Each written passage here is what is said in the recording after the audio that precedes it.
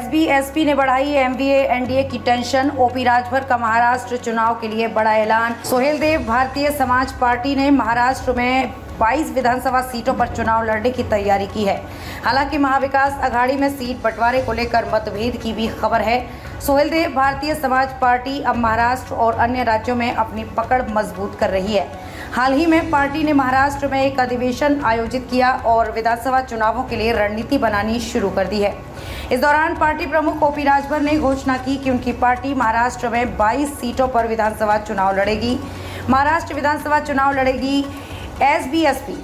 मुंबई स्थित भारत रत्न लता मंगेशकर नाट्यगृह में सुबह सपा का 2 दिवसीय राष्ट्रीय अधिवेशन संपन्न हुआ। इस अधिवेशन में कई अहम राजनीतिक और संगठनात्मक निर्णय लिए गए। अन्य राज्यों में भी विधानसभा चुनावों में हिस्सा लेगी। इसके अलावा पार्टी ने संगठन को और सशक्त बनाने और अपनी विचारधारा को व्यापक स्तर पर पहुंचाने के लिए कई संगठनात्मक प्रस्तावों को भी मंजूरी दी।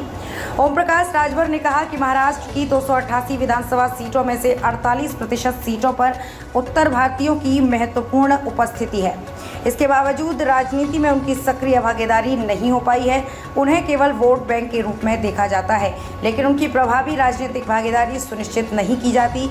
अब सुबह सपा उत्तर भारतीयों की इस ताकत को अपने साथ जोड़ना चाहती है।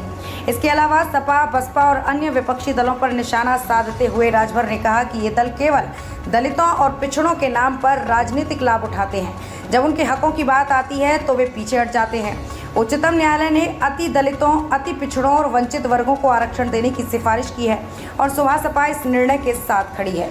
इस बीच मुंबई में महाविकास अघाड़ी के भीतर सीट बंटवारे को लेकर मतभेद उभर रहे हैं। जहां शिवसेना अधिकतम सीटों पर चुनाव लड़ने की इच्छा रखती है, वहीं एमवीए गठबंधन, जिसमें उद्धव ठाकरे की शिवसेना, शरद पवार की एनसीपी और कांग्रेस शामिल है, ने शनिवार को मुंबई में सीट बंटवारे पर चर्चा की। बैठक के बाद शिवसेना के नेता संजय राउत ने कहा कि 99% सीटों पर अंतिम निर्णय हो चुका है। हालांकि एनसीपी और कांग्रेस ने इस दावे को खारिज करते हुए कहा कि अभी तक कुछ भी तय नहीं हुआ है।